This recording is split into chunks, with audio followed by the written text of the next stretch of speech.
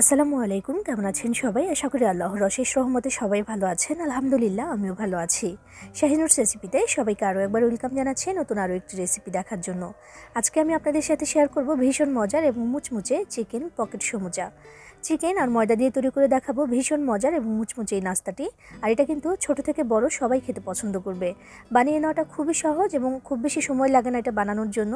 তবে এইভাবে এটা বানালে কিন্তু খেতে হয় অসাধারণ। তো চলুন আজকের এই মজাদার নাস্তাটা কীভাবে বানিয়েছি দেখে নেওয়া যাক।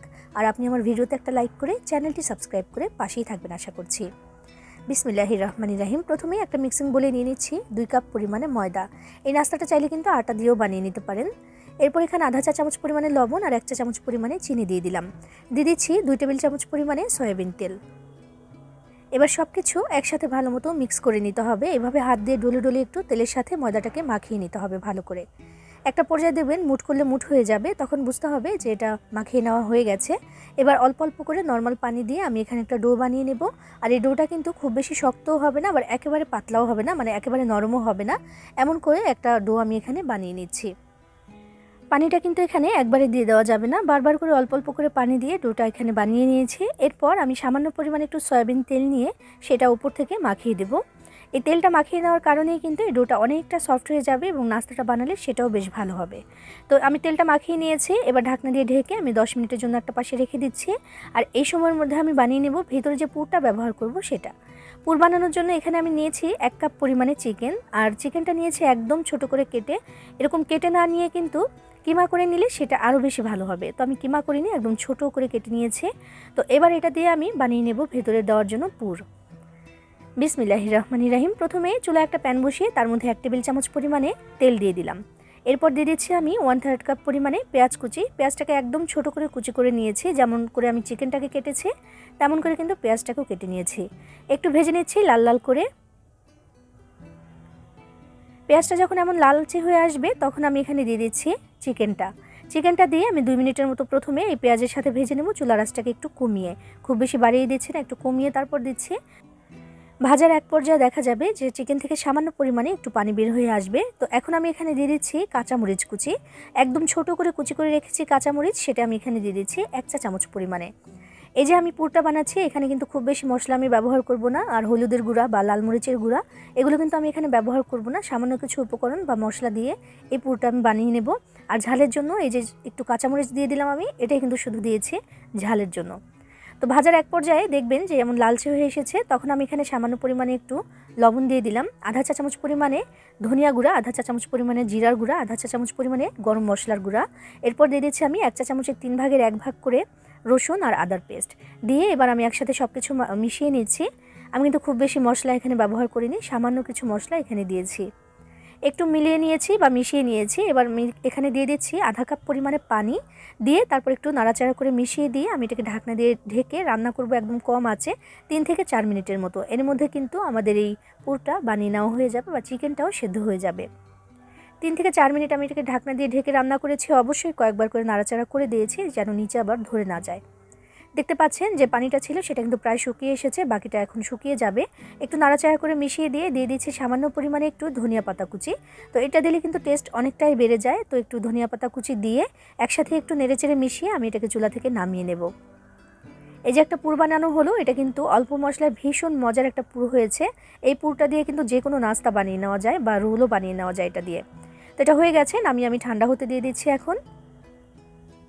এদিকে 10 মিনিট হয়ে গেছে আমি যেই ডোটা বানিয়ে রেখেছিলাম সেটা। তো একবার একটু ময়াম দিয়ে দিচ্ছি, এতে করে অনেক বেশি মোলায়েম হয়ে যাবে এটা।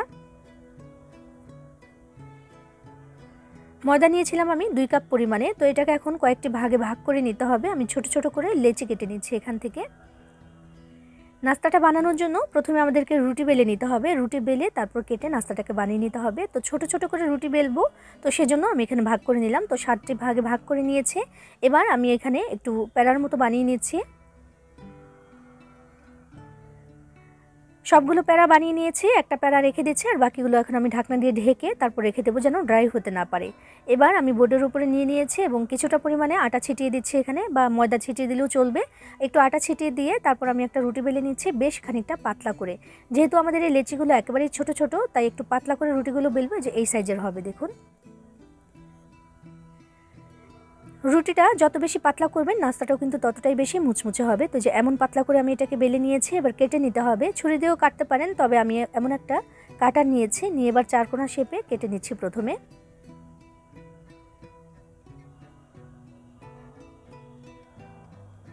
এবার মাঝখান থেকে এটাকে দুই ভাগে ভাগ করে নিতে হবে। এতে করে দুইটা শিট কিন্তু এখানে রেডি হয়ে যাবে দুইটা নাস্তার জন্য।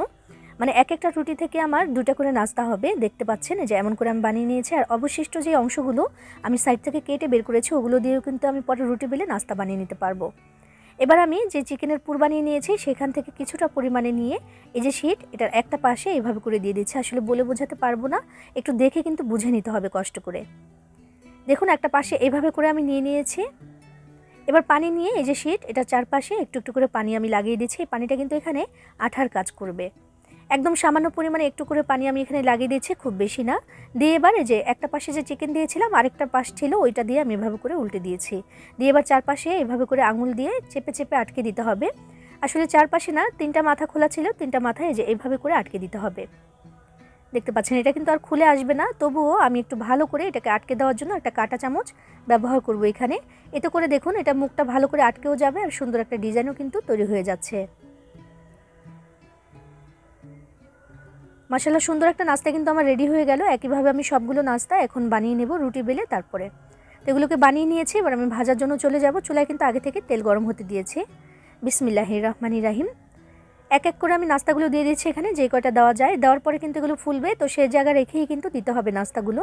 একটু ডুবো তেলে ভাজতে পারলে এই নাস্তাটা কিন্তু খুব বেশি মুচমুচে হয়। তেলটাকে আমি মিডিয়াম আঁচে গরম করে তারপর মিডিয়াম আঁচেই কিন্তু এগুলোকে এখন ভেজে নেব। খুব বেশি বাড়িয়ে দেওয়ার দরকার নেই, উল্টে পাল্টে তারপর সুন্দর একটা কালার চলে আসা পর্যন্ত ভেজে নিতে হবে নাস্তাগুলোকে। ভাজার জন্য কিন্তু খুব বেশি সময় লাগবে না, 2 থেকে আড়াই মিনিট সময় হলেই কিন্তু ভেজে নেওয়া যাবে।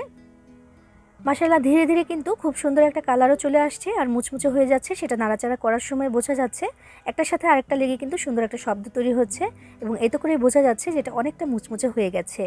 সুন্দর একটা কালারও কিন্তু চলে এসেছে মাশাআল্লাহ। তো এবার আমি তেল থেকে ছেঁকে নাস্তাগুলোকে তুলে নিচ্ছি, আর বাকি যে নাস্তাগুলো আছে সেগুলোকে একইভাবে এখন ভেজে তারপর তুলে নেব।